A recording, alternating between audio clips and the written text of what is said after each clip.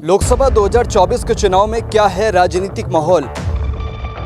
सत्ता में छुपे वो पहलू जिन पर होगी पार्टियों में टकरार। 32 लोकसभा मिश्रिक में बीजेपी से अशोक रावत या समाजवादी पार्टी इंडिया अलायंस से संगीता राजवंशी, किसका है पलड़ा भारी? लोकसभा चुनाव में सत्ता का महासंग्राम, देखिए बिल्हौर ब्रेकिंग पर। 2024 के लोकसभा चुनाव में राजनीतिक समीकरण को साधने के लिए हर दल जुटा हुआ है।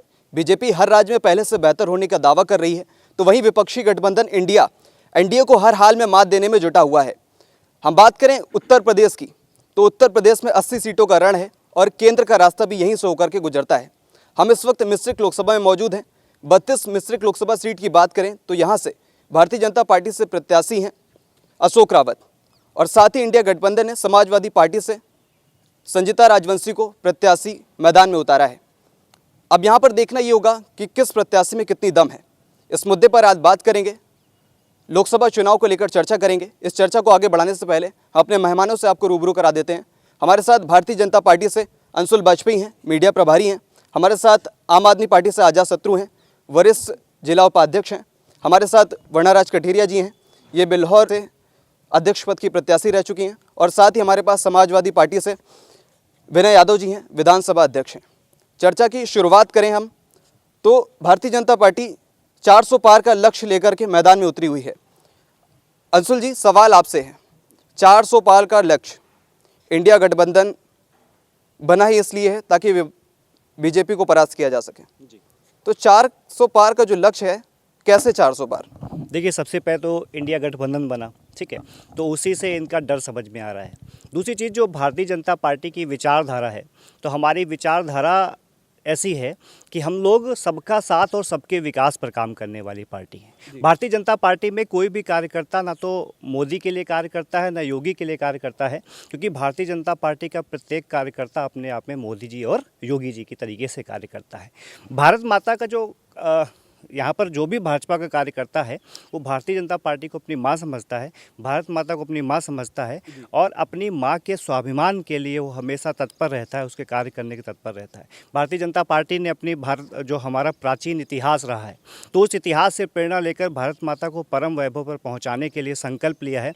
और हमारे संकल्प पत्र में भी वो दिखता है कि हम अपना जो पुराना इतिहास है उससे प्रेरणा लेते हैं और भारत माता को परम वैभव पर पहुँचाने के लिए हम दृढ़ संकल्पित हैं। तो निश्चित रूप से जो हमने कार्य किए हैं पिछले साल पे, इतने सालों में, 10 सालों में, तो काफ़ी ज़्यादा उसमें विकास हुआ है और भारत माता परम वैभव पर अतिशीघ्र पहुंचेंगी। और हम 400 पार नहीं, हम तो और ज़्यादा आगे जाने की उम्मीद कर रहे हैं। तो उस पर किस रणनीति पर काम किया जा रहा है? भारतीय जनता पार्टी किस रणनीति को लेकर चल रही है? हम बात करें उत्तर प्रदेश की, तो 80 लोकसभा सीट है।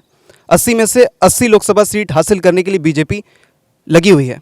80 में से 80 सीटें कैसे आएंगी? देखिए, मैंने आपको बताया, हमारा उद्देश्य है भारत माता को परम वैभव पर पहुंचाना। और जितने भी हमारे साथ में लोग रहते हैं, सभी लोग अपनी भारत माता को अपनी माँ कहते हैं। और जब हम एक साथ सारे भारतीय खड़े हो जाएंगे, तो अगर 80 सीटें क्या हैं, अगर हम पूरी बात करें तो 543 में 543 सीटें भी जीत सकते हैं, क्योंकि यहाँ पर सब राष्ट्रभक्त रहते हैं। और भारत माता को परम वैभव हम पहुंचाने के लिए सारे भक्त जो भाई हैं वो एक साथ रहेंगे और निश्चित रूप से भारत माता को परम वैभव पर पहुंचाने का कार्य करेंगे। आप भारत माता की बात कर रहे हैं, विपक्षी गठबंधन की बात की जाए तो नारा लेकर के चल रही है, मोदी हटाओ देश बचाओ। मोदी देश के लिए खतरा है, विपक्षी गठबंधन बता रही है। और अब देश के लिए, देश हित के लिए, देशभक्ति और राष्ट्रवाद लेकर के चल रहे हैं, हिंदुत्व का परचम लहरा रहे हैं। तो कहीं ना कहीं से विपक्ष की ओर से जो प्रहार किया जा रहा है, मोदी हटाओ देश बचाओ, ये आपको कहीं सीटों पर प्रभाव तो नहीं डालने वाला है ये नारा? देखिए, तो बिल्कुल, ये तो इनके बनता है ना। अब आपने सुना होगा ना कि हर चोर को चौकीदार से डर लगता है। तो हर चोर यहाँ पर जो बैठा हुआ है, आज भी मैंने न्यूज़पेपर में देखा, लगातार घोटाले हो रहे हैं। और जब घोटालों की पोल खोलने वाला मोदी है, तो निश्चित रूप से ये चाहेंगे कि मोदी हटाओ, ताकि वो घोटाला कर सकें। वो देश को बेचते हैं, पहले भी बेचते रहे, वो आगे भी यही बेचना चाहते हैं। तो उनका तो नारा होगा ही ना कि मोदी हटाए जाए। मोदी हटाए जाएंगे तो घोटाला फिर से कर सकेंगे। लेकिन मैं ये कहना चाहता हूँ कि मोदी हटाए नहीं जाएंगे। ये मोदी जी का ये संकल्प है कि मैं देश नहीं बिकने दूंगा, और वो संकल्प को पूरा कर रहे हैं।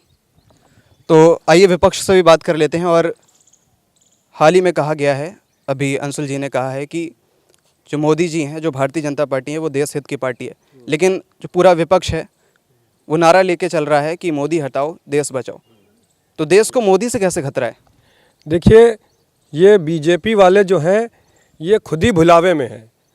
हम कहते हैं मोदी हटाओ देश बचाओ से पहले मोदी हटाओ बीजेपी बचाओ, ये ज़्यादा ज़रूरी है।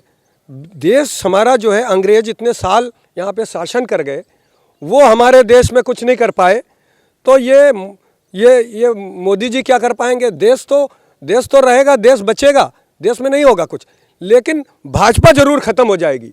जिस भाजपा को अटल बिहारी वाजपेयी ने बनाया था, अडवाणी जी ने आगे बढ़ाया था, उस भाजपा को पूरा तरीके से ख़त्म करने के लिए मोदी जी ने कसम खाई है, ये भाजपा को ख़त्म कर देंगे। इसलिए मोदी हटाओ देश बचाओ नहीं, मोदी हटाओ भाजपा बचाओ, ये भाजपा वालों को ये एक आंदोलन करना चाहिए। खतरे में तो आम आदमी पार्टी लग रही है। अरविंद केजरीवाल की बात की जाए और आम आदमी पार्टी के जितने भी कद्दावर नेता हैं उनकी बात की जाए, left hand Manish Sisodia, right hand Sanjay Singh और सेंटर के अगर ले लें तो अरविंद केजरीवाल, सभी जेल में हैं। तो खतरे में तो आम आदमी पार्टी लग रही है, बीजेपी कैसे खतरे में? देखिए, आम आदमी पार्टी के सारे नेताओं को ये धीरे धीरे करके जेल में डाल रहे हैं। उसका कारण है कि इनको सबसे बड़ी जो शिकस्त दी है आज तक, जब से मोदी आए हैं तब से सबसे बड़ी शिकस्त आम आदमी पार्टी देने वाली है। दिल्ली में जैसे ही आम आदमी पार्टी आई, तुरंत इन्होंने 67 सीटें जीती। इसके बाद लगातार 3 बार मुख्यमंत्री बने। मोदी जी और तुम्हारे अमित शाह जी घर घर कुंडी खटका के दिल्ली में वोट मांगते रहे, लेकिन वहाँ उनको घुसने नहीं दिया गया। तो सबसे बड़ा जो है विरोधी इनका, वो केजरीवाल जी हैं। किसी तरीके से केजरीवाल को इनको जेल में डालना था। और जो स्कैम शराब घोटाले का ये बता रहे हैं, वो अगर इनसे पूछ लिया जाए कि शराब घोटाले का स्कैम क्या है, तो ये बता नहीं पाएंगे। 1 पैसे का 2 साल से उस पर जांच चल रही है, 1 पैसे का किसी के ऊपर वो नहीं निकाल पाए, मनी ट्रेल नहीं निकला। और अब निकला जाके इलेक्टोरल बॉन्ड के बाद में, तो वो भाजपा की तरफ निकला। 55 करोड़ रुपया इन्होंने उस व्यक्ति से ले लिया जो व्यक्ति इसमें दोषी था, जो गिरफ्तार था, जो जेल गया। और 55 करोड़ रुपया लेने के बाद उसने केजरीवाल और उनके खिलाफ गवाही दी। तो उसको दो काम उसने किए, पहले गवाही दी और दूसरा काम यह किया, 55 करोड़ रुपए का उसने इलेक्टोरल बॉन्ड खरीद के जैसे ही उसने भाजपा को सौंपा, वैसे ही वो छोड़ दिया गया। हमारे साथ कांग्रेस पार्टी से पक्ष रखने के लिए वर्णाराज कठेरिया जी मौजूद हैं। राहुल गांधी का कहना है कि मोदी जी ईडी और सीबीआई का दुरुपयोग कर रहे हैं और अपने पार्टी फंड मजबूत कर रहे हैं। कैसे? पार्टी फंड मजबूत, जैसे कि बीजेपी कह रही है कि चंदा दो हम धंधा देंगे। तो आपने वो कहावत तो सुनी होगी पहले कि एक रॉबिन हुड की बात सुनी होगी ना। तो वो बहुत अच्छे थे जो गरीबों से लूटते थे, अमीरों से लूटते थे और गरीबों को देते थे। तो यहाँ पे इसका उल्टा है बिल्कुल। यहाँ पर मोदी सरकार में बिल्कुल इसका उल्टा है। ये गरीबों से लूट रहे हैं और अमीरों को दे रहे हैं। और इसका इन्होंने क्या किया है, इकोनॉमिकल के उस पे, क्योंकि जनता तो अवेयर नहीं है। बहुत सारे लोग हैं, बहुत सारे लोग जिन्हें ये पता ही नहीं है कि ईडी क्या है, ईडी का फुल फॉर्म क्या है। तो ये बस ईडी कर कर के कि वो कर रहे हैं कि बना रहे हैं, बस ये लोग एक स्कीम बना रहे हैं, एक स्कैम का मतलब कि घोटाला होता है। तो ये क्या कर रहे हैं, बहुत सारी ऐसी चीज़ें हैं, बहुत सारे पुल बनाए हैं। अभी कई सारे अहमदाबाद में आपने देखा होगा कि जो कंपनियां इन्हें बहुत सारा पैसा देती हैं, बहुत सारा, उनसे कहते तुम गलत काम करो। रॉ मटेरियल जितना यूज़ किया गया है, जो भी यूज़ किया गया, पुल गिर रहे हैं, घर गिर रहे हैं, जो इन्होंने फ्लैट बनवाए हैं वो गिर रहे हैं। तो ये लोग कंपनियों से पैसे ले करके, बहुत सारा करोड़ों की अमाउंट में पैसा ले करके, और गरीबों से टैक्स ले ले करके उनका खून चूस करके ये लोग इस तरह से कर रहे हैं बीजेपी, और ये कभी सक्सेस नहीं होंगे। और जो ये चाहते, जैसे राहुल जी को अभी जेल में डाल दिया, तो ये जो हायर होता है, जो पावरफुल होता है, जिनसे इन्हें डर लगता है, उसको वो जेल में डाल देते हैं। अपना रास्ता विनय क्लियर जी, मैं करने आपके के लिए। पास आऊँगा, लेकिन उससे पहले अभी ईडी और इलेक्टोरल बॉन्ड की बात हो गई, तो तुम मुझे चंदा दो मैं तुम्हें धंधा दूंगा, और चंदा नहीं दिया तो मैं ईडी का फंदा दूंगा। अंशुल जी, ये कहावत विपक्ष की ओर से कही जा रही है कि तुम मुझे चंदा दो मैं तुम्हें धंधा दूंगा, और अगर धंधा नहीं दिया तो मैं ईडी का फंदा दूंगा। बीजेपी इस तरह से काम कर रही है, ईडी सीबीआई का उपयोग करके हर हाल में जितनी भी कंपनियां हैं उनसे मोटी वसूली कर रही हैं। अभी मैंने अपनी बहन को सुना और बहन ने बताया कि राहुल गांधी को जेल में डाल दिया। मुझे लगता है शायद इनको भविष्य पता होगा। अभी बोला कि राहुल गांधी को जेल में डाल दिया गया है। अगर राहुल गांधी जी गलत होंगे तो निश्चित रूप से उनको जेल में डाला जाएगा। और आपने सुना होगा, विश्व प्रधान कर्म प्रधान विश्व रचि राखा, जो जस करे सो तस फल चाखा।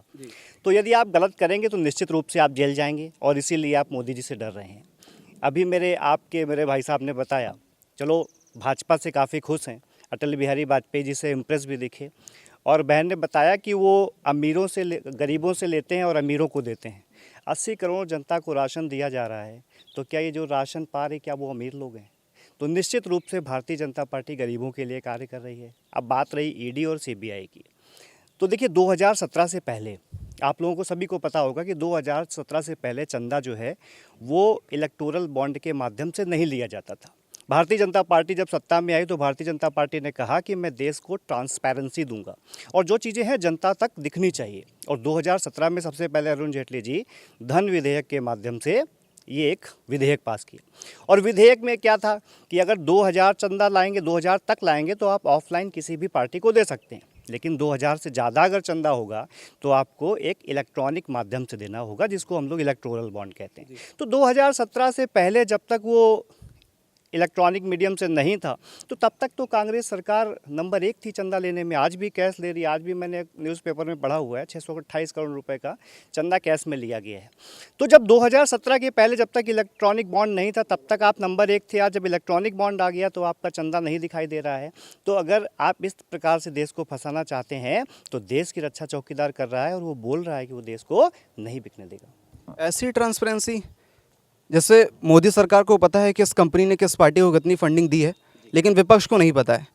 मैं बात कर रहा हूँ इलेक्टोरल बॉन्ड पे दिए गए एक यूनिक नंबर की, जिससे ये आइडेंटिटी साफ होती है कि किस कंपनी ने किस पार्टी को कितनी फंडिंग दी है। अगर ईडी और सीबीआई चाहती तो उसे पता था किस पार्टी ने किस कंपनी ने किस पार्टी को फंडिंग करी है, और जो घोटाला है वो सामने ला सकती थी। लेकिन ईडी और जो सीबीआई है वो मोदी सरकार के हाथों की कठपुतली मात्र बनकर रह गई है। अभी तथ्यात्मक बात करते हैं तो माननीय सुप्रीम कोर्ट ने इस मामले में संज्ञान लिया है, और सुप्रीम कोर्ट ने एसबीआई ही एक ऐसी बैंक थी जो ये इलेक्टोरल बॉन्ड का सारा लेन देन कर रही थी। सुप्रीम कोर्ट ने एसबीआई से पूछा भी, तो एसबीआई ने बताया कि उनके पास 2 तरीके के दस्तावेज हैं। पहली बात तो जो इलेक्ट्रॉनिक बॉन्ड है उसमें ये नहीं लिखा हुआ है कि किस व्यक्ति ने खरीदा है, और दूसरा ये भी नहीं लिखा हुआ है कि वो किस पार्टी को देने वाला है। तो अभी किसी ने सपोज़ आपने 1000 रुपये का इलेक्टोरल बॉन्ड खरीदा और आपने किसी पार्टी को दे दिया, तो जब तक वो पार्टी उसे कैश नहीं कराएगी तब तक ये नहीं मालूम पड़ पाएगा कि वो चंदा किसने लिया है। तो इसके लिए एसबीआई ने टाइम भी लिया था, लेकिन माननीय सुप्रीम कोर्ट ने जब संज्ञान लिया तो ये सारे दस्तावेज उनके पास दिए जा चुके हैं, और यही वो वजह थी जिसकी वजह से आज सारी रिपोर्ट ट्रांसपेरेंट है, और घर में बैठे प्रत्येक व्यक्ति को पता हुआ है कि कितने बॉन्ड खरीदे गए हैं और कितने बेचे गए हैं। तो हमारे साथ विनय यादव जो मौजूद है समाजवादी पार्टी से, और समाजवादी पार्टी से मिश्रित लोकसभा की बात की जाए तो प्रत्याशी उतारी गई हैं मैदान में। आपके प्रत्याशी में कितनी दम है? अगर बात करें संजीता राजवंशी की, समाजवादी पार्टी से लोकसभा मिश्रित से प्रत्याशी हैं, पार्टी में कितनी दम है और एनडीए को किस तरह से मात देंगी? सबसे पहले तो आपके चैनल को मैं सभी सुनने वालों को नमस्कार करता हूं। विधानसभा अध्यक्ष होने के नाते जितने भी आपके चैनल के लोग हैं मैं सबको नमस्कार करता हूं। अब बात प्रत्याशी की और भारतीय जनता पार्टी के कामों की। हमारी पार्टी ने संगीता राजवंशी को समाजवादी पार्टी से प्रत्याशी बनाया है, मिश्रिख से प्रत्याशी, क्योंकि ये इस समय जो स्थिति है, इस समय हर वो परेशान आदमी जो इस सरकार से परेशान है, गरीब परेशान है, किसान परेशान है, नौजवान परेशान है। कहाँ परेशान है? अंशुल जी जो कह रहे हैं कि बहुत खुश हैं, सबका साथ सबका विकास पे बात करी है बीजेपी ने। देखिए, भारतीय जनता पार्टी के लोग बाणीवीर लोग हैं, ये झूठ को भी सच साबित कर देते हैं। ये वो लोग हैं जिन्होंने 10 साल पहले नारा लगाया था, महंगाई कम होगी, भ्रष्टाचार कम होगा, अच्छे दिन आएंगे। मैं आपसे पूछना चाहता हूं कि ये लोग जब पेट्रोल पंप पर जाते थे तो डीजल 50 रुपये 60 रुपये में था 10 साल पहले। ये लोग उस 60 रुपये को 600 रुपये साबित कर देते थे और हमारी गरीब लोगों ने वो 600 रुपये समझ लिया। आज पेट्रोल डीजल की कीमत 100 रुपये के पार है, 90 रुपये। पहली बात तो ये है कि कोई भी आदमी, मैं दावे के साथ कहता हूँ, कोई भी आदमी रोज़ की रोज़ ये नहीं देखता है कि डीजल 89 रुपये में है कि 90 रुपये में है कि 91 रुपये में, क्योंकि यही नहीं पता है कि आज 10 पैसे बढ़ें कि 20 पैसे बढ़ें कि 5 पैसे बढ़ें, क्योंकि इतना उन लोगों ने चश्मा ऐसा लगा दिया है लोगों के कि उनको ये नहीं देखना पड़ रहा है वो इसमें क्या है, इसमें भी इनका घोटाला है। वही बातें, वाड़ीवीर लोग हैं बीजेपी में, बाणीवीर लोग गलत को भी सच साबित कर सच साबित कर देते। मैं एक एक एग्जाम्पल लूँगा। पेट्रोल पंप पर चले जाइए, मैं दावे के साथ कहता हूँ, कोई भी आदमी सिर्फ ये देखता है कि मेरी गाड़ी में 5000 का डीजल डला दीजिए, वो सिर्फ अपने 5000 देखता है। वो ये नहीं देखता है कि पेट्रोल आज 89 रुपये में है कि 90 रुपये में। 20 रुपये से अगर 10 पैसे रोज़ बढ़ा रहे हो आप, कभी आपने कम कर दिए, कभी बढ़ा दिए, आपको कोई लेना देना नहीं है। और वो लोग हैं, वो ये साबित कर रहे हैं कि नहीं, आपका पैसा देश की सुरक्षा में जा रहा है। अंशुल जी, हम आपसे इसका जवाब चाहेंगे। बीजेपी में वाड़ीवीर लोग हैं और झूठ को भी गलत साबित कर देते हैं। जी कंटिन्यू करिए। इसके बाद में दूसरी बात आती है कि अच्छे दिन, जब 10 साल पहले इन्होंने सिलेंडर कितने रुपए में था, आज कितने रुपए में है, ये उसको भी देशभक्ति में साबित कर देंगे। ये ऐसे लोग हैं, अगर हम, क्योंकि जब आप समाज में बैठेंगे, आपको अगर आपको बात करनी है, देश के किसी भी बात करनी है, आज देश अगर सबसे ज़्यादा परेशान है तो देश में किसान परेशान है, नौजवान परेशान है। आप कहते हो कि मैं नौकरी देता हूं, मैं तो कहता हूं आप चले जाइए और मेरे साथ चलिए। अब गांव में चलिए, गांव में कौन परेशान है? किसान मजदूर का बेटा परेशान है, दलित पिछड़े अल्पसंख्यक समाज के बेटे परेशान हैं, जिनके माता पिता ने सपना देखा था कि हमारा बच्चा पढ़ेगा, पुलिस में नौकरी करेगा। उसने अपने जेवर को गिरवी रख करके अपने बच्चे को कोचिंग पढ़ाई। 60 लाख के आसपास फार्म पड़े। अगर एक फार्म का समीकरण निकाला जाए तो 1000 के आसपास आता है। उस गरीब से पूछिए जो 200 रुपये की मनरेगा में लेबरी करता है, अपने बच्चे को कल्याणपुर में उसने कोचिंग कराई, उसने अपने जेवर को गिरवी रखी, और इस सुई से लेके बांस तक जिसकी सरकार हो, उस सरकार में पेपर लीक हो जाता है और उसको भी ये देशभक्ति कर देते हैं। आप, इससे बड़ी विडम्बना देश की नहीं हो सकती उस गरीब का, क्योंकि गरीब ही, गाँव का किसान मजदूर का बेटा पुलिस की नौकरी। कोई आप चले जाइए, लग्जरी गाड़ियों में जो बात करते हैं भारतीय जनता पार्टी के नेता और लोग, जो भी बात करते हैं, वो लोग बात करते हैं, उनके बेटे कभी नहीं सुबह दौड़ते मिलेंगे, उनके बेटे कभी भी आपको गंगा के किनारे कभी दौड़ते नहीं मिलेंगे। वो लोग बातें आपसे करेंगे, वो लोग अभी यही बात कर देंगे, मैं राशन दे रहा हूँ, 80 करोड़ लोगों को राशन दे रहा हूँ, कि आप क्या चाहते हैं, ये जो जिस जवानी में हमारे माता पिता ने क्यों बड़ा किया, क्यों पढ़ाया। हर बाप का सपना होता है उसका बेटा नौकरी करे, डॉक्टर बने, इंजीनियर बने। क्या आप क्या चाहते हैं कि आप अपने बेटे को बड़ा करें और आप 5 किलो राशन के लिए लाइन में लगा दें? ये दुर्भाग्य है भारतीय जनता पार्टी की। मैं बार बार कहता हूँ, इसमें उनकी कोई दोष नहीं है, क्योंकि वो बाणीवीर लोग हैं। वो लोग इतने अच्छे से आपको समझा देंगे, आपको मंदिर के मुद्दे पर ले आएंगे, आपको मस्जिद के मुद्दे पर ले आएंगे, आपको धर्म से जोड़ देंगे। आप बात करेंगे धर्म से, अभी आप किसको जोड़ देंगे? आप किन लोगों को धर्म में बात करते हैं? धर्म को लाने वाले आप लोगों ने बताया है। धर्म को अगर किसी ने अपनाया है तो गांव मोहल्ले गरीब में जो लोग व्रत रहते हैं, जो लोग नवरात्रि में बिना खाए रहते हैं, गांव के लोग, गरीब, किसान, मंदिर आप चले जाइए। आपने एक मंदिर बनवाया, मैं तो भगवान को भी मानने वाले लोग हैं, देश में क्या मंदिर नहीं है क्या? बताइए। मैं तो कहता हूँ आप ये बताइए, मंदिर क्या है नहीं क्या? गांव गांव चले जाइए, आपको कृष्ण मंदिर मिलेंगे, शंकर जी के मंदिर मिलेंगे। कौन लोग पूजा करते हैं?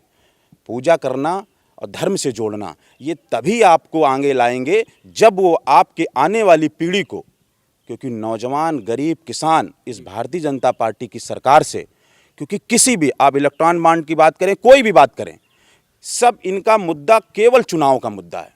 अगर गरीब की खुशहाली का मुद्दा, अगर कोई भी काम, मैं तो हमारे अंशुल भाई से मैं कहूँगा, भारतीय जनता पार्टी के तरफ से बोल रहे हैं, मैं तो ये कहता हूँ कि 10 साल से ही सरकार है भारतीय जनता पार्टी की। मैं ज़्यादा बड़ी बात नहीं करूँगा, ना मैं उत्तर प्रदेश की, ना भारत की, ना कहीं की, मैं अपनी विधानसभा की बात करता हूँ कि बिल्हौर विधानसभा में 10 साल में आपने क्या क्या काम किया है, कौन सी चीज़ें आपने, जब हमको याद है कि जब इससे पहले जो सांसद थी उन्होंने एक गांव गोद लिया था, अब जिन्होंने सांसद है पता नहीं इस बार गोद लिया कि नहीं लिया, इससे पहले जो गोद लिया था गांव, आपको अगर इनको पता हो या जो भी गोद लेने पर उस गांव में कितना विकास हुआ था? ये तो मैं इसलिए, मैं तो, हम लोग विपक्ष के लोग हैं, जवाब देना सत्ता का काम होता है, सरकार जो चलाता है वही जवाब देता है। वो ये बताएंगे कि इस जो गांव मैंने लिया, आपसे हम ये जानना चाहेंगे, गोद लिया जब उन्होंने गांव, तो उस गांव में विकास हुआ या सिर्फ नाम का गोद लेना था? नहीं, ये चीज़ यही मैं बात पूछना चाहता हूँ कि जो गांव गोद लिया गया,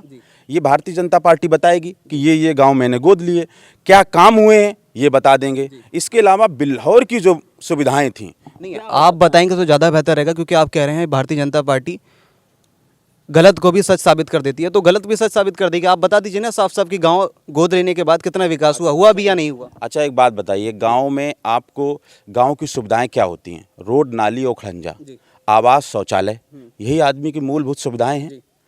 जब आपने कि कोई भी चीज़ को करने के लिए, अगर मान लीजिए आप गांव के, या आपने जो ली हैं आवास को लेकर के या कोई चीज़ को लेकर के, जब आपको वो गांव पता हो, हम इसलिए कह रहे हैं, मैं तो बताऊंगा, मैं इसलिए बता रहा हूँ, कह रहा हूँ क्योंकि वो नेता हैं, वो अपनी बात रखेंगे, उनकी बात को जनता मानती है।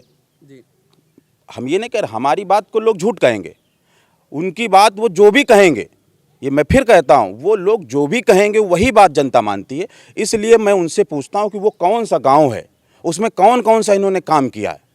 और बिल्हौर विधानसभा में मुझे 2-4 जो भी काम, अगर इनको लगता है कि बड़े बड़े काम ऐसे हुए, क्योंकि मुद्दे, अगर इस समय हम लोगों का मुद्दा सिर्फ अगर गरीब किसान, क्योंकि मेरी पार्टी ने, आपने नहीं बताया मैं बता दूं, मेरी पार्टी ने, इन्होंने कह दिया कि लोग डरे हुए हैं।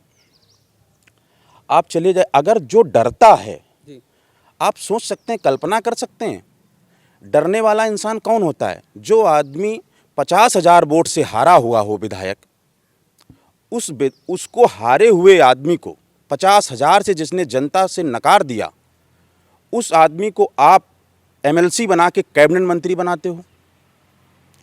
जिस उप मुख्यमंत्री को हरा दिया गया, जनता ने नकार दिया, आप उसको डिप्टी सीएम बनाते हो। फिर आप कहते हो डरे हुए कौन लोग हैं? फिर जो भी हमारी पार्टी में हमारे नेता के साथ बैठ जाए और बैठने के बाद में 2-3 दिन बयानबाजी देने लगे, आप उसको वाई श्रेणी या जेड श्रेणी की सुरक्षा देंगे, आप उसको राज्यसभा भेजेंगे, आप उसको उसकी मनमानी की सीटें देंगे। क्या आपके पास नेता नहीं है? आप इतनी बड़ी पार्टी हैं, आप जिसको चाहें उसको बना सकते हो। आप गठबंधन आपने कितने दलों से किया बताइए? हमारे साथ जितने लोग थे सब लोगों, क्योंकि लोग सत्ता का विरोध नहीं करना चाहते हैं, हर आदमी अपनी पार्टी को बढ़ाना चाहता है। वो चाहता है कि भारतीय जनता पार्टी से अगर हम लोग विरोध करेंगे, अभी हम लोग अगर जोड़ लेंगे तो मेरे कार्यकर्ता मजबूत हो जाएंगे। जयंत चौधरी ने क्या किया बताइए? उन्होंने इसीलिए पार्टी, आज भी कहते हैं, उन्होंने कभी भी अखिलेश यादव बुराई नहीं करी। वो इसलिए चले गए, वो जानते हैं कि अभी भारतीय जनता पार्टी की सरकार, मुझे एमएलसी बना दिया जाएगा, राज्यसभा भेज दिया जाएगा, हमारे कार्यकर्ता मजबूत हो जाएंगे। लेकिन एक बात याद रखना, क्योंकि सबसे ज़्यादा देश में अगर कोई है तो गरीब है, किसान है, मजदूर है, दलित हैं, पिछड़े अल्पसंख्यक समाज के लोग हैं। इन्हीं का देश है, यही लोग परेशान हैं, कोई बड़े लोग नहीं परेशान हैं। कितनी बार सरकारें आती जाती रहें, कोई लेना देना नहीं। अगर परेशान है तो ये गरीब लोग हैं, ये लोग गांव में रहते हैं, इन्हीं को सारी सुविधाएं चाहिए। लेकिन ये सरकार इनको सुविधाएं ना दे करके, इनको धर्म के मुद्दे पर, इनको जात के मुद्दे पर, इनको मजहब के मुद्दे पर, छुआछूत के मुद्दे, उनको ऐसे भटका देंगे कि लोगों को लगेगा कि नहीं, भारतीय जनता पार्टी की सरकार में अगर आप चले गए। जैसे भी बताया हमारे गठबंधन के ही अरविंद केजरीवाल जी मुख्यमंत्री जी, उनको अंदर किया, आज जेल में हैं। लेकिन आप ये समझना, तानाशाह कितना भी बलशाली हो, कुछ भी हो, लेकिन वो समय का इंतज़ार, समय चक्र होता है ये, क्योंकि ये दुनिया ही गोल है। आज आपका समय है, कल दूसरे का समय आएगा। इसलिए जो भी ये सरकार कर रही है, लोकतंत्र की हत्या कर रही है। इसलिए मैं चाहता हूँ कि जो भी काम भाजपा के प्रवक्ता जी हमारे भाई हैं, मैं उनसे चाहूँगा कि विधानसभा में जो काम हुए हैं मुझको ये बता दें कि इस ब्लॉक में ये काम हुआ है, इस यहाँ पर ये काम हुआ है। चलिए आपके सवालों का जवाब ले लेते हैं। अंशुल जी, बीजेपी गलत को भी सच बता देती है और एक गांव की बात हुई है, गांव गोद लिया, कितना विकास हुआ, रोजगार, महंगाई, इन मुद्दों पर बीजेपी आई सत्ता में, लेकिन काम ज़मीनी स्तर पर कुछ भी नहीं किया, ऐसा समाजवादी पार्टी की ओर से आपके ऊपर आरोप लगाए गए हैं। अभी मैंने समाजवादी पार्टी के विनय यादव जी से की पूरी बात सुनी और उन्होंने ये बताया कि देखिए, उन्होंने एक बार बात बताई कि जनता जो है वो इन्हीं की सुनेगी। तो चलिए, उन्होंने इतना तो माना कि जो जनता है वो माननीय नरेंद्र मोदी जी के साथ में है। अगर हम लोग बात करें कि मोदी जी ने गरीबों के लिए क्या किया, गाँवों के लिए क्या किया, तो जो जनता है वही जनार्दन है और वो जवाब देगी। आपने देखा होगा कि पहले सैफई महोत्सव हुआ करता था, फ़िलहाल बंद है। तो सैफई महोत्सव जो पहले पैसा अभी गरीबों को दिया जाता है, राशन के माध्यम से दिया जाता है, तो पहले वो सैफई महोत्सव में लगा करता था। और बात करी कि समाजवादी पार्टी के जो हमारे प्रवक्ता साहब हैं, उन्होंने कहा कि बहुत सारे मंदिरों में जाता हूँ, तो मेरा उनसे एक प्रश्न है, राम मंदिर नहीं जाएंगे क्या?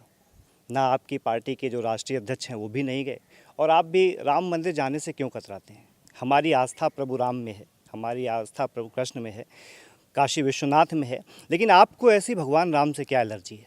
चलिए, मैं राम मंदिर की बात नहीं करता हूँ, मैं बात करता हूँ अपनी बिल्हौर विधानसभा की। जब अखिलेश यादव जी मुख्यमंत्री हुआ करते थे तो सिर्फ 3 ज़िलों में बिजली आया करती थी। कन्नौज में आती थी, लखनऊ में आती थी, इटावा में आती थी, और आजम खान जी के यहाँ रामपुर में भी आती थी। और ये लोग हमेशा ऐसे लोगों को बढ़ाने की प्रवृत्ति रखते हैं। धर्म की बात करते हैं तो धर्म की बात वो आज कर रहे हैं जो खुद कब्रिस्तान की दीवारें बनाया करते थे। अगर बात करें बिल्हौर विधानसभा के विकास की, तो आज हम लोगों ने देखा कि बिल्हौर विधानसभा में भाई साहब आज कानपुर से आ रहे हैं, तो जब 2 घंटा लगता था, जो सफ़र 40 मिनट में तय हो रहा है। ये अगर किसी की देन है तो माननीय अटल बिहारी वाजपेयी जी का सपना है और नरेंद्र मोदी जी के कार्यकाल में ये पूरा हुआ है। गांव की बात की है, गांव को गोद लिया गया, कितना विकास हुआ, और वो कौन सा गांव है, हम चाहेंगे आप बताएं। हमारी भारतीय जनता पार्टी में जितने भी पिछड़े गाँव थे, गांव का नाम बिल्हौर की बात की थी, बिल्हौर विधानसभा के गांव की बात की थी, कौन सा गांव है वो? नहीं, अब ये किस गांव की बात करें मुझे नहीं पता है, लेकिन कितने गांव गोद लिए बिल्हौर विधानसभा? 625 गांव टोटल कुल मिला के मिश्रिक लोकसभा में गोद लिए गए थे। और 625 जो भी गांव गोद लिए गए थे उनमें आप देखिए, अगर भाई साहब आ रहे होंगे तो हर रोड की कनेक्टिविटी है, आप कहीं से किसी भी गाँव से दूसरे गाँव में जा सकते हैं, और सारी रोडें बन करके बहुत अच्छी तैयार हुई गई हैं। तो ये अगर ये विकास किया गया तो माननीय नरेंद्र मोदी जी ने। शायद आप सवाल सही से सुन नहीं पाए हैं, एक बार विनय यादव जी जरा सवाल सही से समझा दीजिए। मैं एक सवाल का जवाब दे दूं। सबसे बड़ा विकास इन्होंने बता दिया कि आप कानपुर से आ गए, ये मैं मानता हूं, लेकिन कानपुर से दिल्ली तक रोड बनाई गई है, ये बिल्हौर विधानसभा की क्या हो गई? ये तो कानपुर से दिल्ली तक रोड नेशनल। फिर दूसरी बात, एक और बात बता दें, देश में मुख्यमंत्री हों, देश में प्रधानमंत्री हों, इनके द्वारा कोई भी पार्टी हो, पक्ष हो विपक्ष हो, मुख्यमंत्री प्रधानमंत्री बनने के बाद वो सबका होता है। मैं इसलिए कह रहा हूँ कि रोड, अगर मान लीजिए प्रधानमंत्री योजना से रोड बनाई गई तो आप उसको काम नहीं जोड़ेंगे कि ये काम मेरे सांसद जी द्वारा कराया गया है या मेरे विधायक जी द्वारा किया, जो हमको, क्योंकि ये अगर आप मान लीजिए राशन मिल रहा है, राशन को आप काम बता देंगे, शौचालय मिल रहा है तो इसको काम बता देंगे, अगर आपको कॉलोनी मिल रही है इसको काम बता देंगे। ये संविधान में लिखा है, ये किसी का हमारे ऊपर कोई एहसान नहीं कर रहा। हमारा देश है, हमारे लोगों ने लड़ाई लड़ी, गरीबों ने लड़ाई लड़ी, किसी ने नहीं लड़ाई लड़ी। अगर मुझको अधिकार मिल रहा है, अगर मुझको, क्योंकि अच्छा कब तक आप देंगे शौचालय, कब तक आप देंगे आवास? ये जब तक देंगे जब तक आपको आवश्यकता है। ऐसा तो नहीं एक आपने घर बना लिया आप दोबारा आप दे रहे हैं उसको, ऐसा तो नहीं कर रहे हैं। यानी कि अभी देश में गरीब लोग हैं, आपने फिर कहा कि आपने एक बात कही थी 80 करोड़ लोगों को मैं 80 करोड़ लोगों के मैं फिर बार बार कहता हूँ, ये क्यों, ये कब खत्म होगा जब आप ये कहोगे मैं एक भी परिवार को राशन नहीं दे रहा हूँ। आप बताइए, आप क्या चाहते हैं कि हमारा बेटा राशन की दुकान पे लगे? बताइए, 80 करोड़ लोग यानी कि देश में 80 करोड़ परिवार बेरोजगार हैं। बेरोजगार लोग ही राशन लेते हैं, कोई भी काम करने वाला राशन नहीं ले रहा। यानी आप कह रहे हो, आप ये सिद्ध कर रहे हो कि 80 करोड़ परिवार जो काम नहीं कर रहे हैं, घर में बैठे हैं, वो लोग सरकार का राशन खा रहे हैं। तो फिर आपने रोजगार किसको दिया? आपने एक मैं मुद्दा और आपको बता दूं, काम तो अब छुआ नहीं। काम बताना और काम करना बहुत अंतर होता है। मैं अभी फिर कह रहा हूं, 7 साल की योगी जी की सरकार है, मुझको 10 काम बता देंगे, मैं आपको 50 काम समाजवादी पार्टी गिनाऊं। इन्होंने कह दिया सफाई महोत्सव। चलिए काम जान लेते हैं, उसके बाद फिर देखते हैं। जी मैं आपके पास आऊंगा, लेकिन काम पहले सत्ता पक्ष से जान लेते हैं। 10 काम गिनवा दीजिए, 10 काम, सिर्फ 10 काम गिनवाने और कुछ आपको नहीं कहना, सिर्फ 10 काम। बहुत सारे काम गिनवाने हैं। अभी जो कुछ भी यहाँ पर हो रहा है, जैसे अभी माननीय विनय यादव जी ने बताया कि अगर राशन बांट रहे हैं तो मैं उसको गिनूंगा नहीं, मोदी काम नहीं है। अगर आपका सारे काम तो इन्होंने ही गिनवा दिए। इन्होंने कहा आपने हाईवे बनाया, बोले मैं गिनूंगा नहीं। इन्होंने कहा कि एक यहाँ पर अपनी ही विधानसभा में रामपुर नरवा में एक श्रमिकों के बच्चों के लिए एक विद्यालय बनाया गया है, वो भूल गए होंगे, वो भी इसको गिनेंगे नहीं। बिजली, जब इनकी सत्ता थी, ये भी मुख्यमंत्री रहे थे, उनके अखिलेश यादव जी मुख्यमंत्री थे, उनके पिताजी भी मुख्यमंत्री थे। यहाँ की स्थिति ये थी, आप सभी जानते हैं कि 7 दिन में बिजली आती थी और 7 दिन रात में बिजली आती थी। तो क्या देश की प्रगति होगी, क्या स्टूडेंट पढ़ पाएगा? उसके आगे की भी बात बताता हूँ। जब इनके यहाँ रोजगार मिलता, विनय जी जरा ध्यान दीजिएगा, क्योंकि शायद आपके सवालों का जवाब सही से मिल नहीं रहा है सत्ता पक्ष की ओर से।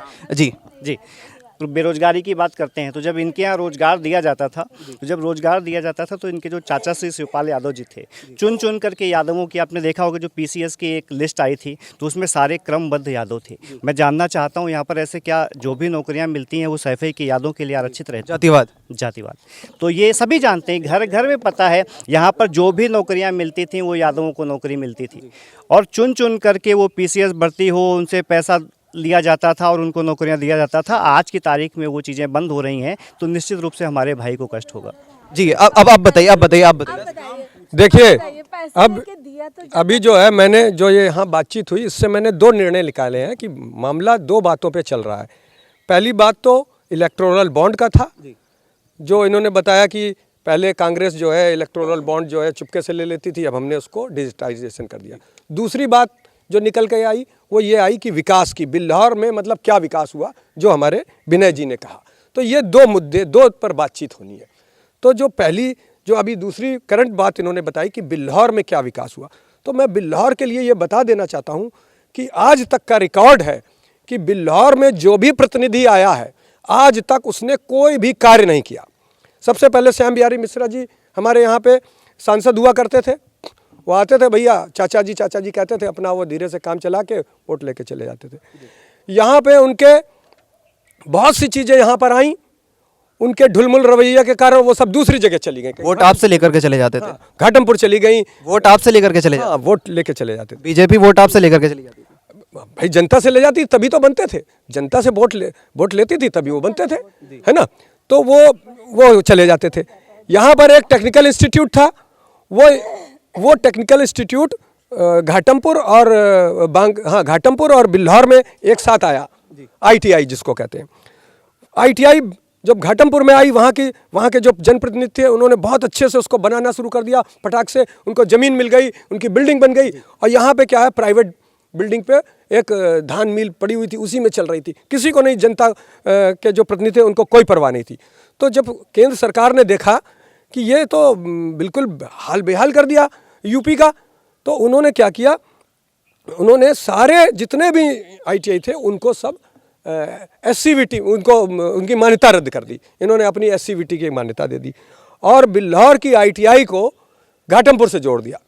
अब आप ये सोचिए, बिल्हौर का लड़का पहले यहाँ से कानपुर जाए, फिर घाटमपुर जाए ITI करने, नाम जब वो भरेगा तो लिखेगा बिल्हौर और जाएगा घाटमपुर।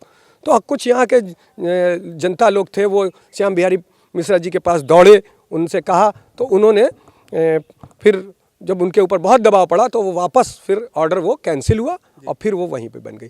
बहुत दिनों के बाद अब वो जा करके अपनी बिल्डिंग में अब पहुंची जाएगी। तो पहली बात तो ये हो गई कि विकास की, तो हमने कहा कोई विकास नहीं किया। हाँ, एक अंजू बाला जी जो थी, उन्होंने जनता की बात, पहली एक ऐसी सांसदिया थी जिन्होंने जनता की बात को सुना, जो ये अभी आपसे तुरंत कहेंगे आपसे कि देखिए कम से कम इन्होंने माना तो अंजू बाला ने एक काम किया। यहाँ पे कोई ट्रेन नहीं रुक रही थी, यहाँ की जनता ने आंदोलन किया, अंजू बाला जी ने सांसद, हम तो इनका बहुत बहुत धन्यवाद देंगे। तो जिस दिन झंडी दिखाई जा रही थी उस दिन वहाँ पे भाजपा के लोग आ गए, हम लोग भी पहुँचे। तो वहाँ पे झंडी, जब ट्रेन चली गई उसके बाद हमने अंजू बाला जी से हाथ जोड़ करके कहा कि आप पहली ऐसी सांसदियाँ हैं जिन्होंने बिल्लौर में जनता की आवाज़ उठाई और उसको संसद में रखा और ट्रेन रुकवाई। तो हमसे वहाँ भाजपा वालों ने कहा कि तो भाई साहब अब आप भाजपा को वोट देंगे? तो हमने कहा कि हम तो अंजू बाला को वोट देंगे, क्या आप अगली बार इनको टिकट देंगे? तो उसकी बाद अगली बार भाजपा ने क्या किया, उन्होंने अंजू बाला जी ने जिसको हराया था अगली बार उसी को टिकट उनके सामने खड़ा कर दिया। तो क्योंकि उनकी क्वालिफिकेशन क्या थी, क्वालिफिकेशन थी जो फेल होगा हम उसको टिकट देंगे। जब अंजू बाला जी ने जिसको हराया था, नेक्स्ट टाइम में उसको टिकट इन्होंने दे दिया और वो यहाँ पर बैठा। पूरे 5 साल कोई काम नहीं किया, लास्ट में जो है आ गए वोट मांगने के लिए। तो ये पहली चीज़ हो गई कि बिल्लौर का विकास, मैंने बता दिया बिल्लौर में कोई विकास नहीं हुआ। और जो गांव गोद लिए जाते हैं, पहले तो ये बता दें कौन कौन गांव गोद लिए, उसमें क्या विशेष सवाल का जवाब अभी भी नहीं मिला है। हाँ, कोई गांव नहीं मालूम है। दूसरी बात, इलेक्टोरल बॉन्ड की हुई, कांग्रेस के ऊपर लांछन लगाया। कांग्रेस जो है पहले ले लेती थी और उसके बाद जो है वो चोरी छुपे ले लेती थी। अरे चंदा जब दिया जाता है, कोई भी अगर कांग्रेस को कैसे चंदा देगा या किसी पार्टी को कैसे देगा, उसकी पार्टी के फंड में जमा करेगा, है। तो जब फंड में जमा करोगे तो उसको टैक्स देना पड़ेगा, है कि नहीं? अंशुल जी, आप गांव पता कर सकते हैं तो पता कर लीजिए, जिसको भी फ़ोन कॉल करनी है आपको, क्योंकि विपक्ष जानना चाहता होगा कौन सा गांव है। विनय जी जानना चाहते हैं आप? जी, अब आप बात करिए। अब आप जैसे अंशुल जी ने कहा कि भारत माता, सबसे पहले इनका था कि हम लोग भारत माता को बचाना चाहते हैं और भारत माता को हम भारत माता मानते हैं। क्या आप भारत को भारत माता नहीं मानते? क्या हम नहीं मानते? क्या आप नहीं मानते? या जब से देश आज़ाद हुआ है, जब से लोगों ने अपने शहीद हुए हैं, कांग्रेस ने पूरा अपना खून का कतरा कतरा बहा दिया है। किसके लिए? किसके लिए? जब बीजेपी आई है तभी भारत माता मानी। विपक्ष ने आरोप लगाया था कि प्रधानमंत्री नरेंद्र मोदी पुलवामा में शहीद हमारे देश के सिपाहियों के नाम पर भी वोट मांग लेते हैं। हाँ, तो ये तो सच है, ये मांग लेते हैं। देश के जितने सिपाही हुए हैं उनके नाम पे वो किसी भी हद तक गिर सकते हैं, वो किसी भी हद तक गिर सकते हैं और किसी का कोई विकास नहीं हो रहा है। अभी आप देखिए, कानपुर यूनिवर्सिटी है, बहुत सारी यूनिवर्सिटी है, लखनऊ यूनिवर्सिटी है और ख्वाजा मुइनुद्दीन चिश्ती यूनिवर्सिटी है, AKTU है, सभी में वैकेंसी निकलती है। फार्मेसी डिपार्टमेंट की बात कर रहे हैं तो वहाँ असिस्टेंट प्रोफेसर, एसोसिएट, लेकिन वहाँ SC की कोई नहीं वैकेंसी होती है। ये अभी बीजेपी की गवर्नमेंट में ऐसा हुआ है कि वहाँ पे SC कोई प्रोफेशन नहीं लिया जाएगा, जनरल होगा, सिर्फ जनरल होगा। SC ऐसा क्यों किया गया है? बीजेपी की गवर्नमेंट क्या हमें इस बात का जवाब दे सकती है? दूसरी चीज़ कि यहाँ पर क्या होता है कि ये हमारा माती जो चली गई है, हमारे यहाँ की कोर्ट कानपुर में थी, वो माती चली गई है। उसके लिए 10 सालों में इस सरकार ने कुछ नहीं किया और हमारी बिल्हौर की जनता इतनी परेशान रहती है, आए दिन स्ट्राइक करते रहते हैं, आंदोलन चलते रहते हैं, पर कोई नहीं सुनता इस बात को। तो इतनी सारी परेशानियों को नज़रअंदाज क्यों किया जाता है? ये तो सोचती है बीजेपी, यही सोचती है कि एक तरफ वो कहते हैं, कहावत नहीं होती, चोर से कहो चोरी करो और साहूकार से कहो जागते रहो, है ना?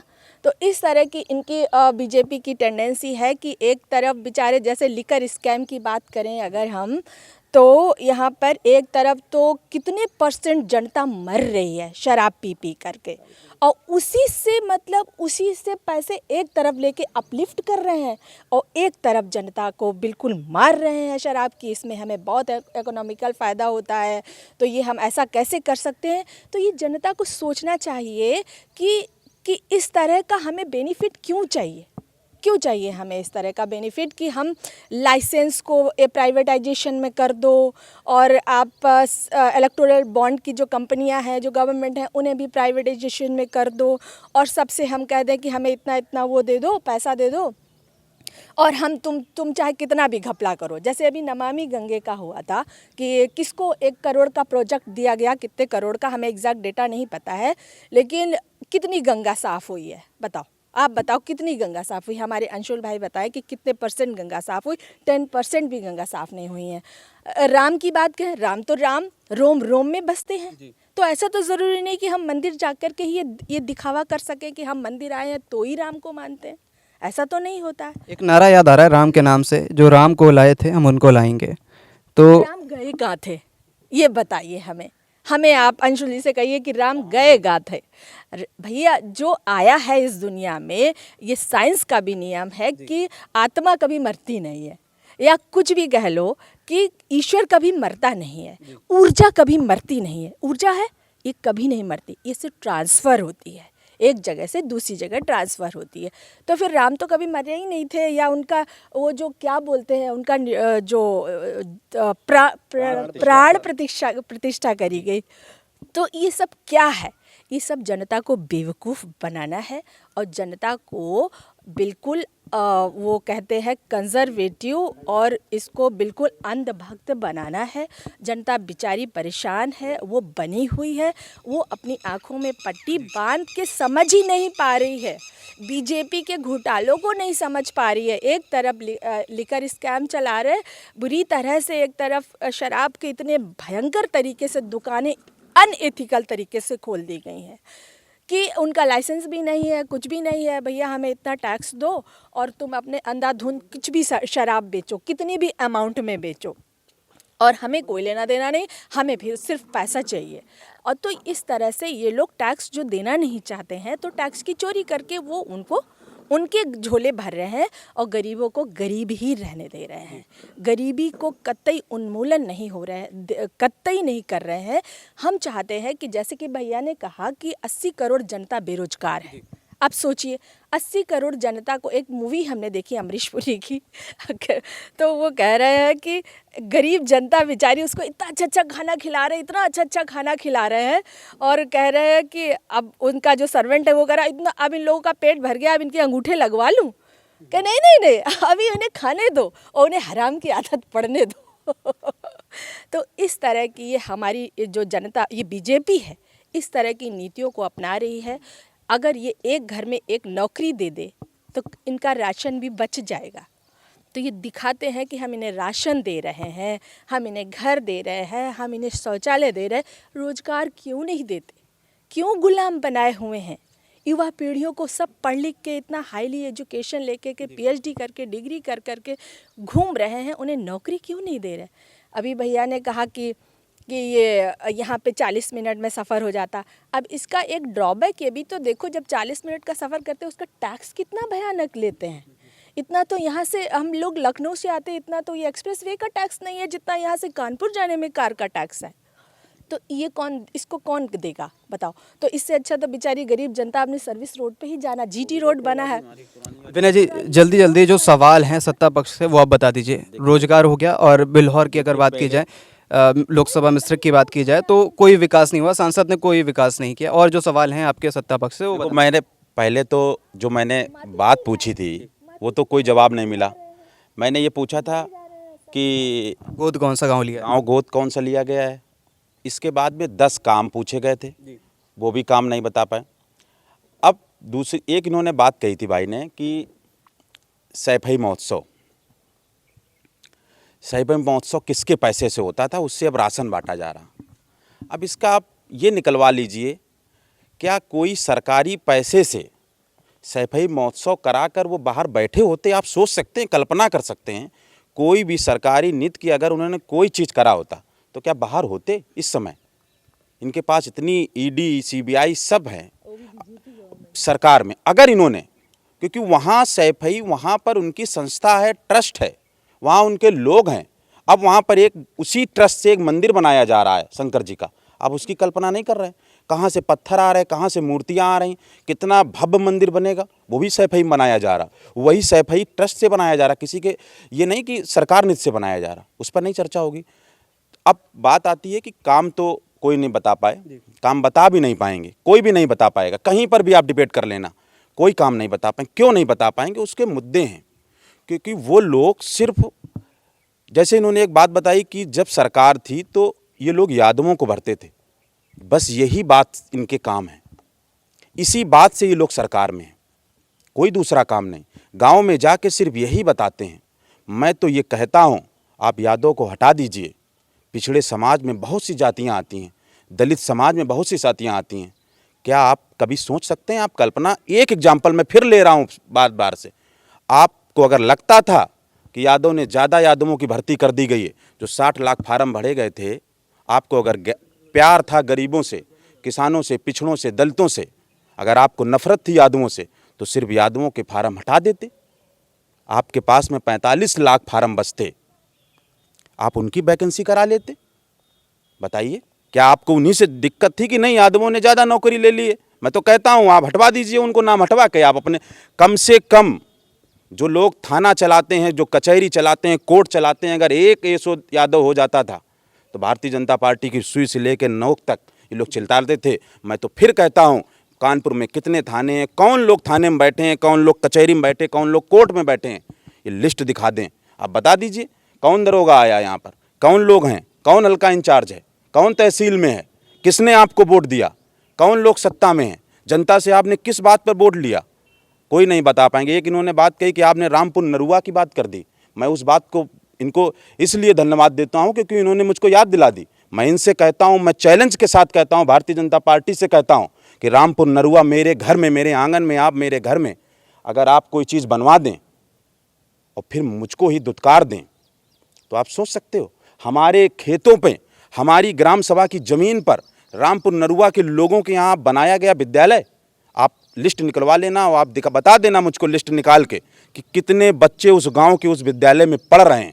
आप ले आना, मैं बताऊंगा, आपको ख़राब लगेगा। आप बता देना कि बिल्हौर विधानसभा या रामपुर नरुआ के ये बच्चे वहाँ पढ़ रहे हैं, कोई बच्चा नहीं एडमिशन लिया जा रहा।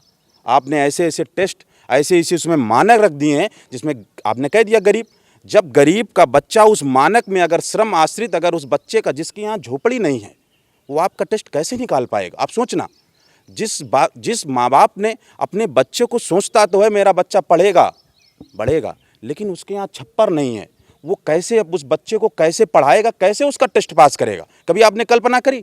आप उस गरीबी को लीजिए कि उसके यहाँ छप्पर नहीं है, उसकी ईंधन इतनी है, उसकी इनकम इतनी है, इतना गरीब है, आप मानक लिखवाइए, प्रधान से लिखवाइए, क्षेत्र से लिखवाइए, उस गरीब को आप एडमिशन कराइए। जब वो बच्चा पढ़ा नहीं है कैसे टेस्ट पास कर लेगा? टेस्ट कौन पास करेगा? वो लोग पास करेंगे जो लोग लग्जरी गाड़ियों, जिनके बेटे चलते हैं, फॉर्च्यूनर से चलते हैं, जिनके यहाँ कोठियों में, जिनके यहाँ लैपटॉप से पढ़ाई कराई जाती है, वही रामपुर नरुआ का टेस्ट निकालेंगे। क्यों नहीं? अब जब आपका सीटें नहीं भरी जा रही क्योंकि आपने मानक रख दिया, वहाँ सीटें भरी नहीं जा रही, बच्चे 1000 आने, वहाँ 100 बच्चे आ रहे, वहाँ इतने टीचर, इतनी वैकेंसी, इतना खाना, सब खराब हो रहा। गाँव में चले जाइए, आपने सबसे ज़्यादा मुद्दा अगर कोई है तो शिक्षा का है। किसी गांव चले जाइए, कहीं पर चले जाइए, यहीं पर अगर आप सर्वे कर लें, यानी शिक्षा और रोजगार में दोनों में बीजेपी फेल है। चलिए जवाब ले लेते हैं। अंशुल जी, काफ़ी जी आप भी बता दीजिए। जैसे हम सिर्फ ये बातचीत यहाँ पे डिबेट ही नहीं है, इसके हमें आंसर चाहिए, इसका हमें रिस्पांस भी चाहिए, क्योंकि जैसे हमने देखिए सवाल आप जब सही से पूछेंगे तभी सत्ता पक्ष बता पाएगा, क्योंकि अंशुल जी को तो सवाल समझ में ही नहीं आ रहे हैं। एक सवाल इनसे और पूछ लेना है कि इन्होंने इनकी सरकार ने अग्निवीर करी है, ये क्यों करी है अग्निवीर? इसको अग्निवीर करने जैसे मैंने फिर कह रहा हूँ, मैं फिर दावे से कहता हूँ कि ये जो बात कहेंगे वो जनता मान लेती है। मैं कहूँगा नहीं बात मानेगा, ये अच्छी बात है, इनकी बातों को समय है, ये जो कहेंगे, क्योंकि ये वो लोग हैं जिनसे। तो बीजेपी 400 पार का दावा कर रही है, यानी कि 400 पार बीजेपी जीत गई। जीत कैसे गई? जनता कह रहे हैं, हमने ये नहीं कहा जीत गए। मेरा कहने का मतलब समझिए, उनके द्वारा बोला हुआ शब्द जनता मानती है, ये नहीं कह रहे जीत रहे हैं, इनके द्वारा जनता मानेगी 400 पार, तो 400 पार मिलेंगे ना? नहीं, जनता कैसे? इसीलिए तो मैं पूछ रहा हूँ कि इनसे, इसीलिए पूछ रहा हूँ कि आप ये बता दीजिए, जैसे आपने घोटाले सब छोड़ दीजिए, कोई भी एक, पहले बात तो ये है कि जितने घोटाले वाले हैं आप लिस्ट डालिए गूगल पे, सारी चीज़ें गूगल पर है। डिबेट के साथ साथ जितने लोग घोटालेबाज हैं वो आज सारे लोग भारतीय जनता पार्टी में हैं, क्योंकि उनके पास ईडी सीबीआई गई, उन्होंने 4 दिन बाद इलेक्ट्रॉन बॉन्ड से पैसा दिया, देने के बाद में भारतीय जनता पार्टी अपना ली, देश धर्म में आ गए। कोई बात नहीं, मैं सबका, जहां आपकी आस्था है आप काम करिए, मैं उस पर भी नहीं हूँ। मैं सिर्फ इस बात पर आ रहा हूँ कि जो आपने योजनाएं ली गरीब के लिए, गरीब की योजना एक तो पुलिस की थी, वो भी गरीब की योजना है, वो किसी अमीर की योजना नहीं है। आप शहर में चले जाना, फिर मैं कहता हूँ, मैं दावे से बार बार कहता हूँ, मैं हर आदमी से कहता हूँ, जो आदमी सक्षम है, जिसका 2 मंजिल का घर बना है और जिसके यहाँ खाने के लिए है, जिसके यहाँ 100 बीघे की ज़मीन है, उसका बेटा कभी पुलिस में नहीं जाएगा। क्यों नहीं जाएगा? क्योंकि उसको पता है कि हम 100 बीघे के मालिक हैं। वो पढ़ेगा नहीं, उसको पता है कि मेरे पापा की यहाँ पर कोल्ड ड्रिंक की दुकान है, वो एजेंसी है, मोटरसाइकिल की एजेंसी, वो अंदर से नहीं पढ़ेगा। पढ़ेगा कौन? जिसके यहाँ छप्पर नहीं होगी, जिसकी 2 बहन शादी करने की होंगी, जिसको ये चाहता है कि सामने वाले का अच्छा घर बना, मेरा छप्पर में है, मैं पढ़ूंगा, मैं पुलिस में जाऊंगा। इसलिए गरीब की एक पुलिस की योजना थी, वो इन्होंने स्थगित हो गई। दूसरी आती अग्निवीर, वो भी गरीब की योजना है। तो ये अग्निवीर इन्होंने 4 साल की क्यों करी है, ये भी मैं भारतीय जनता पार्टी के भाई से पूछना चाहता हूं कि इसको मुझे बता दें कि 4 साल की आखिर करी क्यों है, इसका उद्देश्य क्या है, लाभ क्या होगा? हम भी जानना चाहते हैं कि हम अपने माननीय सांसद जो है हमारे अशोक रावत जी हैं, उनसे हम कुछ क्वेश्चन यही पूछना चाहते हैं कि इस तरह से बेरोजगारी क्यों, जैसे कि माती वाला केस है, ठीक है। दूसरा, हमारा ये रेलवे क्रॉसिंग है जो हॉस्पिटल जाते हैं, वो इतनी लंबी क्यों है, जबकि यहाँ पर कई सारे। अंशुल जी, आपसे एक रिक्वेस्ट है, अशोक रावत जी से सवाल पूछे जा रहे हैं, तो ये वीडियो उनको जरूर भेज दीजिएगा पर्सनली, और वो कमेंट बॉक्स में, उनके पास आज़ादी है कमेंट बॉक्स में, इस सवालों को जरा वो जवाब जरूर दे दें। जवाब चाहिए, इसका सॉल्यूशन भी चाहिए, जवाब ही नहीं विद सॉल्यूशन चाहिए। तो वो क्रॉसिंग जो चलती है, तो वहाँ पे इतने सारे एक्सीडेंट होते हैं, डिलीवरी वाली महिलाएं जाती हैं, उतना लंबा आता है, पेशेंट इतना इमरजेंसी में होता है। वो पुरानी क्रॉसिंग बंद करने की क्या ज़रूरत थी और नई बनाने की क्या ज़रूरत थी? यहाँ पे कौन सा विकास हो गया है? एक चीज़। दूसरा, हमारा ये माती वाला है, जो माती चली गई है और हमारे ये सारे बिल्हौर की जनता इतनी परेशान रहती है, माती जाने में एकदम हालत ख़राब हो जाती है, कितना किराया खर्च होता है, ऊपर से कोर्ट कचहरी बेचारी गरीब जनता करती है। दूसरी चीज़, तीसरी चीज़ है ये कि ये यूनिवर्सिटीज़ में एससी का जो हायर पोस्ट पे है, एससी ये क्यों ख़त्म किया गया है कि हमें एससी के लिए असिस्टेंट प्रोफेसर या प्रोफेसर नहीं लेंगे, आरक्षण ख़त्म कर रहे हैं प्रोफेसर के लिए, इस हायर पोस्ट के लिए ऐसा क्यों कर रहे हैं? ये 2-3 सवाल। और फार्मेसी जो है हमारा, फार्मेसी, अब जैसे फार्मेसी में है, फार्मेसी की डिग्री तो बहुत ज़्यादा हो रही है, पढ़ाई बहुत हो रही है, लेकिन नौकरी है ही नहीं फार्मासिस्ट की, कहीं पर भी नहीं है। और ये ऐसा क्यों कर रही हैं? कॉलेज इतने ज़्यादा खुल गए, इन पे इनका कमांड क्यों नहीं है? और वही चीज़ है, बी फार्मा के घूम रहे, डिग्री लिए घूम रहे हो कहते, और उनके बेचारों की 4 साल 5 साल डिग्री लेते, 5 साल बैठे रहते, वैकेंसी नहीं निकलती, एज चली जाती है। एक चीज़ फिर, और ये सबसे अहम मुद्दा जिसके हम खुद इसके लिए है कि हम चेयरमैनी के लिए यहाँ से खड़े थे कांग्रेस से, तो यहाँ पर हमारा वार्ड नंबर 16 पड़ता है, हमारा वार्ड नंबर 16 पड़ता है और हमारे घर के मेंबर्स ने वोट दिया, ठीक है। तो वार्ड नंबर 16 और 1, 2 जगह अगर बीजेपी चाहे तो दोबारा रीओपन कर सकती है कि हमारा 0 वोट दिखाया गया। ऐसा क्यों? ये हम माननीय अशोक रावत जी, जो हमारे माननीय सांसद जी हैं, उनसे ये क्वेश्चन करना चाहते हैं। और ये जहाँ तक हमारा ये क्वेश्चन पहुँचता है, ये हम जानना चाहते हैं, जब बैलेट पेपर से इस तरह से हो रहा है तो ईवीएम से क्या होता होगा? ये हमारा ये बहुत ही इम्पॉर्टेंट क्वेश्चन है कि हमारे वार्ड से, वार्ड नंबर 1 और 16 में मतलब कोई वोट नहीं था, 0 वोट काउंट, ऐसा क्यों किया गया? ये हम जानना चाहते हैं। दूसरा, हमारा ये स्वास्थ्य विभाग है, स्वास्थ्य विभाग इतना कंडम है, इतना कंडम है। यहाँ सबसे ज़्यादा, सबसे मोटी सी ये बात है कि यहाँ पर बाहर की दवाइयाँ क्यों लिखी जाती हैं? क्या हमारे विधायक और सांसद आकर के इसके बारे में नॉलेज नहीं है क्या? अगर नॉलेज नहीं है तो प्लीज़ ये सांसदी, ये अनएजुकेटेड लोग, ऐसे लोगों से कतई ना किया जाए। यही जो स्कैम पैदा करते हैं, गरीबों से पैसा लेते हैं, बाहर की दवाइयाँ लिखते हैं, गरीबों से पैसा आता है, जाता किसको है, किसको जाता है? तो ये कई सारे मुद्दे हैं, मुद्दे कभी ख़त्म नहीं होंगे।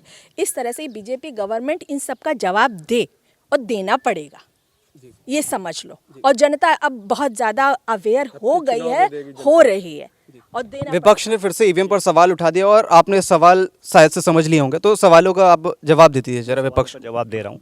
अभी मेरी बहन ने एक सवाल उठाया कि चुनाव ईवीएम से नहीं होने चाहिए, बैलेट पेपर से होने चाहिए, और मुझे लग रहा है कि अभी जब आप नहीं कहा कि होना चाहिए, अच्छा, हमने कहा बैलेट पेपर से जब इतनी सारी परेशानियां कि मेरे वार्ड का वोट 0 दिखा है, मेरा अपना वोट, हमारे घर में 7, तो ईवीएम क्या होता होगा? जा रहे हैं जो अब देखिए, नहीं, वोट काटने की बात नहीं हो रही है, वोट डाला इन्होंने। अब अगर इस समय इनको बहन को मेरे 0 वोट मिल रहा है, तो कांग्रेस को अगर 0 सीटें मिल रही हैं तो क्या इसकी जिम्मेदारी भी भारतीय जनता पार्टी ले रही है? ये तो आपके 60 साल के काम है ना कि आज कांग्रेस गलत जवाब दे रहे हैं, आप गलत जवाब दे रहे हैं।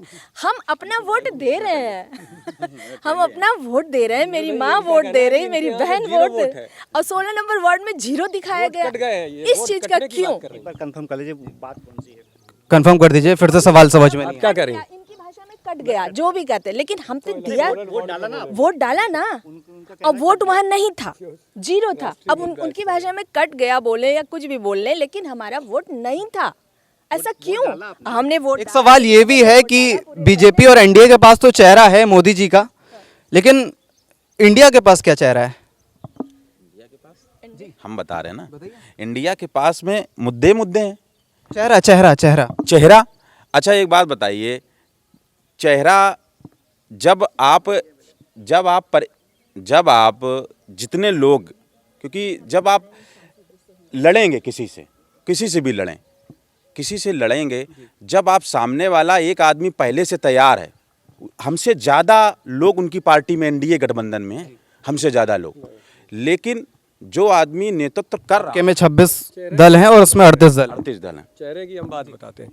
देखिए, चेहरे की मैं बात बताता हूँ तो भाजपा ने तो केवल मोदी जी को बना रखा है, सब कुछ जो कुछ भी है वो मोदी। अब भाजपा ने क्या बना रखा? मोदी जी ने पूरी भाजपा को अपना कैप्चर कर रखा है और उन्होंने बना रखा है। तो ये जो गठबंधन हुआ है, ये जो हमारे यहाँ संविधान खत्म हो रहा है, सारी जो जितनी भी सरकारी संस्थाएं थीं उनको हाईजैक कर लिया गया है, कोर्ट को भी हाईजैक करने की कोशिश कर रहे हैं, लेकिन चूंकि हमारे संविधान ऐसा अंबेडकर जी बना गए हैं जिसकी वजह से चलिए इन सब चीज़ों बातें हो गई, पहले आपके सवालों का जवाब ले लेते हैं। भाई ने सबसे पहले एक प्रश्न पूछा था कि अंजू बाला जी थी और अंजू बाला जी के टिकट कटने के बाद अशोक रावत जी को टिकट मिली। तो मैं ये बताना चाहता हूँ कि भारतीय जनता पार्टी में सबकी अपनी अपनी भूमिका होती है और ये संगठन तय करता है कि कौन चुनाव लड़ेगा, कौन संगठन के लिए कार्य करेगा, कौन राष्ट्र के लिए कार्य करेगा। तो ये सब चीज़ें पहले से तय होती हैं। अगर हम बात करें, अभी ट्रेन रुकने का मुझे याद दिलवा दिया, तो मेरे साथ अभी आदरणीय सांसद जी ने अभी कई सारी ट्रेन यहाँ पर बिल्लौर में रुकवाई हैं, जिसकी जनता ने बहुत हृदय से धन्यवाद दिया है। मैं बात करना चाहता हूँ, एक भाई साहब ने प्रश्न पूछा था कि गोद कौन सा गांव लिया गया है, तो मैंने आपको पहले बताया कि शायद भाई साहब को पूरा तथ्य पता नहीं होगा कि गोद एक गाँव नहीं लिया गया है। गोद यहाँ पर 600 से अधिक गाँव लिए गए हैं जिनमें सतत कार्य चल रहा है। उसके बाद आपने अग्निवीर, मैं लोकसभा की बात कर रहा हूँ, मिश्र एक लोकसभा का चुनाव है, उनका सवाल विधानसभा का था। विधानसभा में भी मैंने क्लियर कर दिया कि विधानसभा की आपने बात की, लोकसभा की बात नहीं। विधानसभा में भी लगभग 116 गांव गोद लिए गए हैं। आप बात कर रहे थे अग्निवीर योजना की, तो अग्निवीर वाले में भी आपने देखा कि भारत की जनसंख्या 140 करोड़ है और जो सेना है वो निश्चित है, उसमें भी संख्या निश्चित है। तो जब कोई व्यक्ति 4 साल नौकरी करेगा, अगर उस परिवार के किसी गरीब के एक बच्चे को 4 साल का नौकरी मिलने वाली है, तो जब वो 4 साल सेना में काम करेगा तो सेना के लिए वो तैयार हो जाएगा। वो एक सही अच्छा व्यक्ति, आप जानते हो जो भी लोग आर्मी में काम करते हैं, मैं उनका हृदय की गहराइयों से सम्मान करता हूं कि उनके अंदर देश भावना जगती है और राष्ट्र के लिए अच्छा कार्य करते हैं। तो जब उनके अंदर ये भावना जगेगी कि 4 साल काम करेंगे, अच्छा कार्य करेंगे, तो उनको प्रमोट भी किया जाएगा, और अगर अच्छा कार्य नहीं करेंगे तो वो राष्ट्र के और भी सारे कार्य होते हैं जिसके माध्यम से वो राष्ट्र की सेवा कर सकेंगे। एक और प्रश्न था, मेरी बहन ने कहा था कि भारत सबकी माता है और सभी लोग भारत माता की जय बोलते हैं। तो मेरा इनसे एक बार प्रश्न ये है कि जब भारत अगर सबकी माता है तो अखंड राष्ट्र करने के लिए सिर्फ भारतीय जनता पार्टी कार्य करती है। जब धारा 370 हटाई तो भारतीय जनता पार्टी ने हटाई। अभी सीए से आपने देखा होगा कि पाकिस्तान, अफ़गानिस्तान और बांग्लादेश से बहुत सारे नॉन जो हिंदू थे, मुस्लिम थे, तो वो अपने यहाँ घुसपैठ किया। रोहिंग्या ने घुसपैठ किया। रोहिंग्या दिल्ली में आम आदमी पार्टी के जो राष्ट्रीय अध्यक्ष हैं केजरीवाल जी ने कितने रोहिंग्याओं को यहाँ पर आकर के उनके फर्जी आधार कार्ड, कूटरचित आधार कार्ड बनवाए और उसके माध्यम से उनके वोटिंग में फ़ायदा ले रहे हैं। तो अगर ये जो मुस्लिम हैं, हमारे रोहिंग्या हमारे देश में घुस आए हैं, जो कि झोले में बम लेकर घूम रहे हैं, उनको हटाने का कार्य भारतीय जनता पार्टी कर रही है। आपको पता होगा कि जब कश्मीर में जाने के लिए परमिट की आवश्यकता होती थी, तब कहाँ थे ये लोग जो भारत माता की जय बोलते हैं, जो भारत माता को अपनी माँ कहते हैं? वो तो भारत माता का सर धड़ से अलग करने की बात कर रहे थे। अगर भारत को अखंड बनाने की कोशिश की है तो डॉक्टर श्यामा प्रसाद मुखर्जी जी ने की है। डॉक्टर श्यामा प्रसाद मुखर्जी जी ने अपना बलिदान कर दिया, लेकिन भारत को अखंड राष्ट्र बना दिया। तो निश्चित रूप से जो भी कार्य हो रहे हैं वो बहुत अच्छे हो रहे हैं और भारत माता को परम वैभव पर पहुंचाने के लिए मैंने फिर से बोला, भारतीय जनता पार्टी दृढ़ संकल्पित है।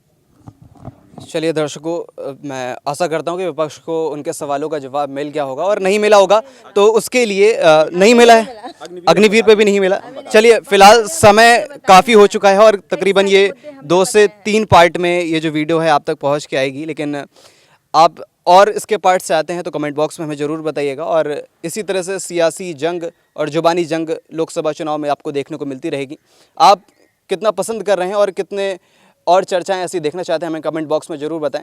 मिलेंगे फिर एक नए मुद्दे के साथ, एक नई चर्चा के साथ। देखते रहिए बिल्हौर ब्रेकिंग।